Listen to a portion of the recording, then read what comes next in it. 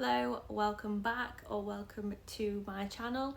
I hope you all are doing fabulous today. Today, let's focus on some quick, fast reads. Let's talk about novellas. Now, I have actually not read that many. I have recently read one which you all will know about. I read Graveyard Shift. I will not be featuring that one in this video as I didn't particularly enjoy it, so I want to recommend to you guys the ones that I really did enjoy. But you know, that's just my opinion. It could be for you, but it wasn't for me. Let's start with Shirley Jackson. Now, she is a classic writer, and as I've spoke about before, I struggle with language in classic books, but I had no struggles with these two. First, I have The Haunting of Hill House. I feel like majority of you will have seen the Netflix series about The Haunting of Hill House. I was the same. I watched the series and later found out it was a book. That's why my copy is the cover of the series and not the original cover. But this is so unexpected, especially if you've watched the series before this book, because they are nothing alike.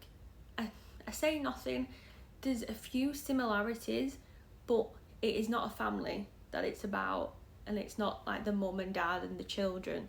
It's just a group of people who go to a haunted house and want to investigate the ghosts that are there. And as you no, that's not the series, but it is still a really good read nonetheless. It is a perfect haunted house tale, and I really enjoy reading classic stories about ghosts and haunted houses because they just have I just feel like they're just so atmospheric and eerie. The descriptions are very different. I feel like as time has gone on, we've become more used to the ghosts and paranormal from TV series where they're collecting evidence of them, so we're more aware of them than what they were back when Shirley Jackson wrote The Hill House. So it is very interesting to read different time periods of when ghosts were coming into play. I mean, I don't know why I did that for ghosts, because I am a firm believer in ghosts. I am a paranormal TV show addict, but it's very interesting to see the different comparisons on how ghosts are portrayed in different books. Next, from Shirley Jackson, we have Always Lived in This Castle, and this was her final book that she wrote, and she really left us with a truly unforgettable book. I feel like nothing major or anything like truly exciting happened in this book, but it's one that just, the story does really unsettle you and just stick with you. It follows two sisters who really enjoyed their life of living just them, very secluded and not letting anybody into their world and to their space. For instance, one of the sisters was acquitted of murdering the entire family, so the local town just doesn't leave them alone. So Mary Cat, the other sister, just wants to do everything in her power to protect her and her sister, and that's what it's about. It's just a story about two sisters wanting to really just protect themselves and protect their love for each other and their family. It's very suspense, and you really won't want to put it down, and you'll read this in one sitting very easily. As well as A Haunting of Hill House, you will just sit and just not be able to put it down. This goes for the other books that I'm going to mention as well. These are just books that you will read in one sitting because they're very, very addictive stories. Next up, we've got The Saturday Night Ghost Club by Craig Davidson. This I picked up because it was giving me Stranger Things vibes.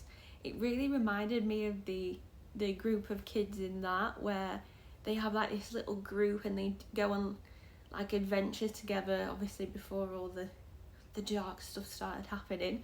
But this is a really lovely coming of age story about a group of misfit kids who spend an unforgettable summer just telling ghost stories and investigating local urban legends. It's such a fun read, and it actually was quite emotional at times, which was very unexpected, but it's a brilliant little story and one that you will thoroughly enjoy.